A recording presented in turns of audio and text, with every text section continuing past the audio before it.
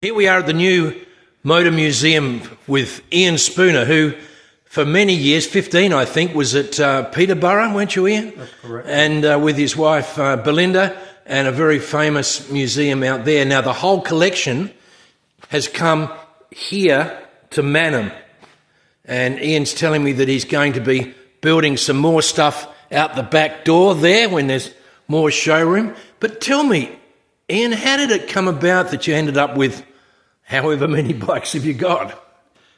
I bought my first bike when I was 16 and still own it, and just kind of kept on buying a bit. By the time I was 22, I had 19, and then later in life I met my wife and I bought a couple more, and then we always wanted to start a museum up, and so we bought more and more, and we ended up opening up in Peterborough in 2009 and just kind of continued from there. Well, I visited you a couple of times at Peterborough, which was great. Here you're starting from scratch again. Why the move from Peterborough? We needed more room so we could show the rest of the bikes, and the wife wanted to get closer to her family. Fair enough. Yeah. Now, you told me, the couple of people that I've spoken to with museums in the past, they've been some incredible industrialists. They've owned swathes of real estate and flocks of sheep and herds of cattle. But not you, Ian. You come from a relatively modest background as a... Yeah, just managed to buy bikes cheap, and we've probably been given a dozen bikes over the years, but they all need work, and it doesn't matter how much time we put into it, because time doesn't cost anything.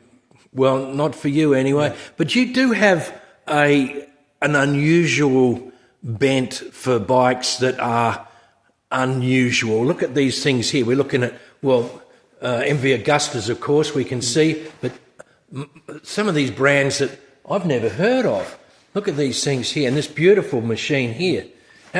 What made you swing to these unusual makes of bikes? Apart from liking the style and the looks of them, we just wanted the museum to be different, not have all your normal sort of bikes in it.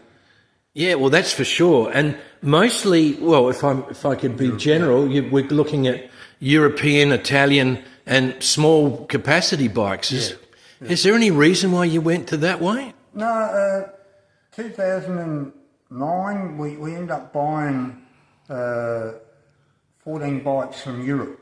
Right. Filled a container and brought them out, and liked the look of them all, and just kept on trying to aim at that sort of style bike. Brilliant. Well, look, I know it's a bit soon because you're going to have the extension done in the next few weeks, I guess, or a month or so. A lot of work. We're hoping to be open the second part January. Okay. Because we've got to get the floor cemented and everything. But it's certainly worth coming up and having a look even now with everything There's to see. There's about 55 bikes in here at the moment. And how many have you got in storage? About another 40. And there's a long-standing joke that I'm sure you've heard many times that, the wife is tolerant about the motorcycles. Is Belinda, she's on board with this whole project, obviously? Yeah, sometimes she gets a bit annoyed and tells me no more bikes, but I've got selective hearing. Yeah.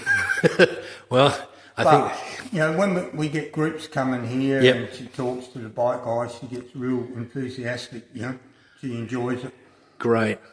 Well, look, all I'm going to do is encourage anyone. It's a beautiful ride. We come up through the hills. You can come up through Birdwood and stop and have a look at the Motor Museum on the way as well, if you like, and then come and see Ian and Belinda's fabulous collection out here in Mannum. Thanks so much for your time today, Ian. That's fine.